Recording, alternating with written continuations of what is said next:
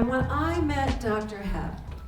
Hepsharat Amadi, when I first met her, there was a quiet power.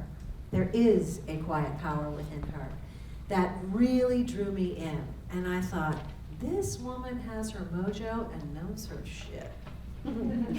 And so I'm a huge fan of natural healing, right? And I also am a woman who's experienced, as you've heard, early perimenopause and has handled that naturally. And when we first met, you've all had many of you have had a ride on the Beamer machine, yes? Have you been enjoying that? If you haven't, well, you're gonna learn more about it in a moment. So let me introduce Dr. Hep, because I have been talking to her about coming to this event and being a part of this event for about a year now. And I said, look, my women, they're going to love you, and I know that you're going to love them as well. So I'm so excited that she's here. Dr. Hepsharat Amadi is a holistic family physician who specializes in natural health care using quantum biofeedback, Beamer technology, supplements, herbs, and homeopathic remedies. She approaches treating the whole patient physically, emotionally, and spiritually to optimize their overall health. She specializes in natural hormone replacement therapies, and besides that, her bio is way too long for me to read to you right now. This woman has more degrees, is a medical doctor, understands all spectrums of medicine, and really understands about helping you to support yourselves being the most holistically healthy, empowered women as possible. So please give a warm, mojo-licious welcome to Dr. Hepsharat Amadi! Yeah! Thank you for the sweet intro. You are so welcome. So nice. You are so welcome. Welcome, my dear. I'm really glad you are here. By the way, Dr. Hep, little feedback. Dr. Hep came all the way from Florida. Oh. I know, all the way from Florida. So we're glad you're here. The stage is yours. Please Thank you. Enjoy, everybody. And I'm so happy to be here, and I see why Deborah so graciously invited me. You're a great and inspiring group of women, and I'm so glad to be here to talk to you. So glad you're still here at the end of a long weekend, but I hope that your patience will be well rewarded. And I just wanted to say that I think it's so important for women to support each other and how one thing leads to another. I belong to the Women's Prosperity Network in Florida, and that's how I met the person whose event I wound up meeting Deborah through. So one thing leads to another, and you really just need to trust the journey. You know, again, our mind wants to focus on the details, and you know, sometimes we hear the little voices saying, but what about this? And I don't know about that. You know, just let your heart be your compass. You know, it's been my compass over time, and there's been many difficulties in the road, but I really want to congratulate all of you, because all of you have decided to really live the most fulfilled life that you can. And you've backed up that decision with action. And I think that's so important, because there's an 80-20 rule. 80% of the people really don't go for it.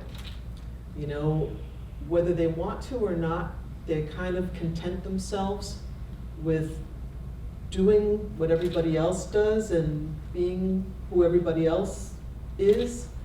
But unfortunately, it doesn't really allow them to really be their fullest self. So all of you have decided to be your fullest self, otherwise you wouldn't be here. My fullest self has led a long journey. When I was rather young, I thought that I wanted to become a psychiatrist. So when I told that to people, they said, oh, well, if you want to do that, you have to go to medical school. So I went on the path to go to medical school, and when I got there, I found that you can't really, you know, I found that I was just as interested in physical stuff as mental stuff. And then when I got further down the line, I discovered that you can't have one without the other. Even though this society likes to compartmentalize and say, well, this is a physical thing, and this is a mental thing, and this is a psychological or a spiritual or emotional thing. But really, you know, we're just all one person. And So you can't have physical stuff without mental stuff, you can't have mental stuff without physical stuff. And one of the reasons why I love doing what I do so much is because I work with the quantum biofeedback machine, and this allows me to see all aspects of a person's functioning on an electromagnetic level. And how many here, other than the fact that I just mentioned it, I know one other person in the audience has experienced quantum biofeedback treatment, but just raise your hand if you've even heard of it. Wow. That's why I love California. And that's why I keep coming back here. It's just amazing how open-minded people in California are, and you get it about the energy. You get that energy is matter and matter is energy. So sometimes people ask me, well, how can you tune into somebody who's at a distance? Well, the reason why they might have problems imagining how that could work is because they're still used to thinking of themselves as a physical being that's only in one place at one time. But the laws of quantum physics say that energy is matter and matter is energy. They're just two different forms. So we all have our own unique frequencies and vibrations, just like we all have our own unique DNA. And if one has the proper equipment, one can tune into that, just like tuning into a radio station. All you do is calibrate to that individual on that machine. And the reason why I find that to be so important is because it's helped me discover things about how human beings' minds and bodies work, and also about bioidentical hormones. So let me just ask you this, just for the fun of it. How many of you here have ever been to a doctor for an annual physical? Just a routine annual physical? Well, I would say probably most. And how many people at that annual physical where routine blood work was done without you specifically asking for it, the doctor has gone ahead and measured your cholesterol levels? How many of you have had that experience? Okay, most of you. A lot of you. So how many of you have ever visited a doctor's office for a routine physical, and without your asking them or prompting them in any way, they have measured hormone levels on you? No one. No. And yet, hormones are so important. They're so important to how our brain functions, how our heart functions. It's not just about reproduction, but even our bones are affected by our hormonal status, and even other things like inflammation and pain can be affected by our hormonal status. So why aren't they measuring these things? I take bioidentical hormones. I am going to be 62 this year. I've been taking them since I was 48. I wouldn't like to live without them. I don't really consider that a real medication because it's just supplementing the hormones that my body is already making. It just may not be making as much as it was when I was younger. But I don't take any other medications because using the quantum biofeedback machine and now the beamer, I haven't needed to use that. But there's a lot of things that people go through and that they're taking medications for that I believe if their hormones were balanced, they might not have to be taking those meds. And one of the things that gets me very excited and turned on about talking about hormones is because they're so fascinating in that they have mind and body aspects. So for example, when a person's hypothyroid, they may be depressed, or when a person's hypoadrenal, they may feel as though they just can't get up the gumption to do whatever. And yet, these things are almost never measured. So I would say that one of the biggest demographics that I see in my office is, women who are maybe between 40 and 65, let's just say. I see every age from babies to, as old as they come. I've seen the oldest patient was in her 90s, but I would say the largest demographic is certainly women and middle-aged women. And yet, you would think that doctors would be measuring their hormones and giving them the hormones that they need to help balance out their system. And it's really very important because how many here in this room know of somebody who has cancer? It's quite a few. How many of those who raise their hand, how many is it, let's say, breast cancer or uterine cancer or cervical cancer or ovarian cancer? It's quite a few. So one very interesting fact is that all of those type of female reproductive system cancers occur in an environment of too much estrogen for how much progesterone there is. That's one of the reasons why, as we get older, we're more at risk for certain types of cancers than we are when we're younger, because when we're younger, we have more of certain types of hormones, and this is protective. So I don't see the point of waiting until somebody develops something like that, you know, when you can check what their hormonal status is beforehand and actually do something about it, help to balance it. And you know, there's a lot of mythology out there about hormones, and this is partly, I think, from something that was perpetrated on women some time ago, with them handing out Premarin to people, you know, at the drop of a hat.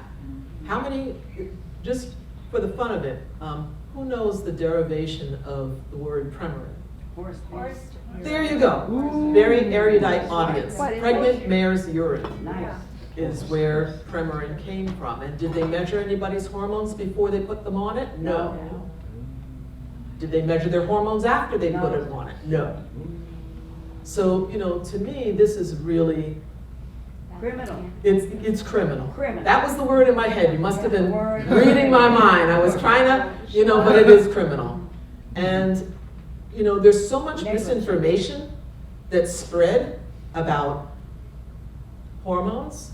For example, that the idea that if you have cancer, or if you had a first-degree relative that had cancer, then you're not a candidate for bioidentical hormone replacement. What? That is just not true. No.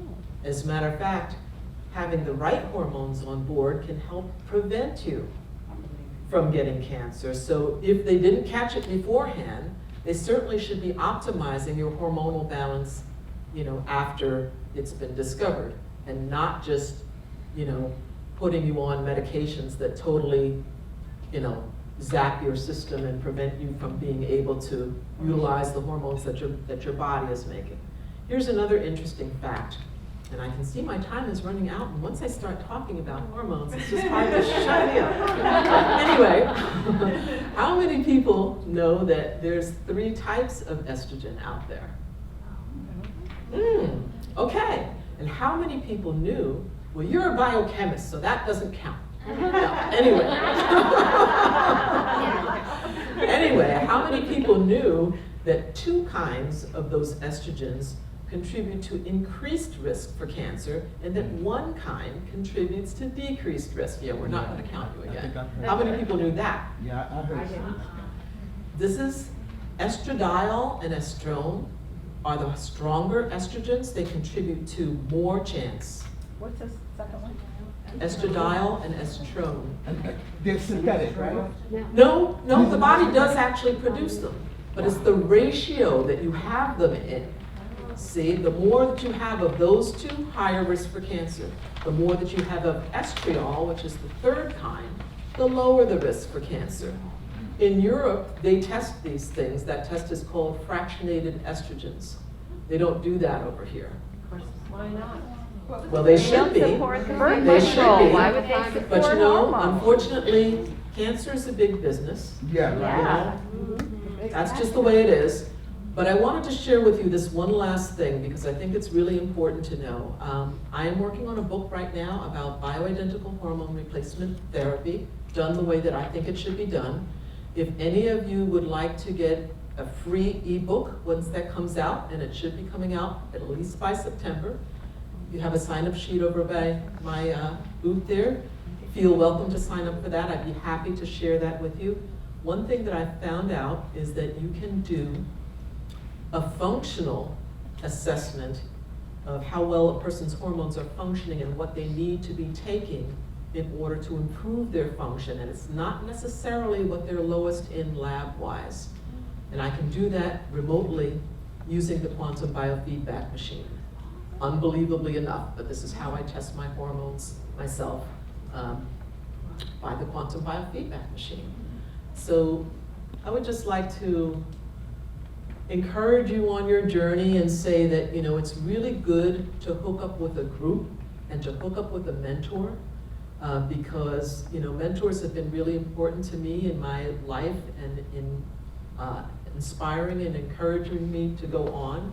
And there's, you know, so much of that that's waiting for you. I think it's really important for women especially to be whole and to be healthy and to be nourished, because we take care of the rest of the world. And, you know, the planet really needs us to be whole and healthy so that we can take care of everybody else, and also the planet, That's which right. needs healing as well. That's right. So I don't have much time. If anybody wants to ask one brief question, I might try to squeeze it in. Yes? What happens with the BRCA gene if someone has that? You know, here's what I'll say. I'll give you some references real quick. It's not so much about the genes that you have, it's about the expression of the genes. And if you want to find out more about that, read a book by Bruce Lipton called Epigenetics. No, it's called The Biology of Belief, but he talks about epigenetics in there. And in my last few seconds, I'd like to also recommend you another wonderful book that should probably be on your group's reading list. It's written by a heroine of mine. Her name is Candace Pert, and it's called Molecules of Emotion.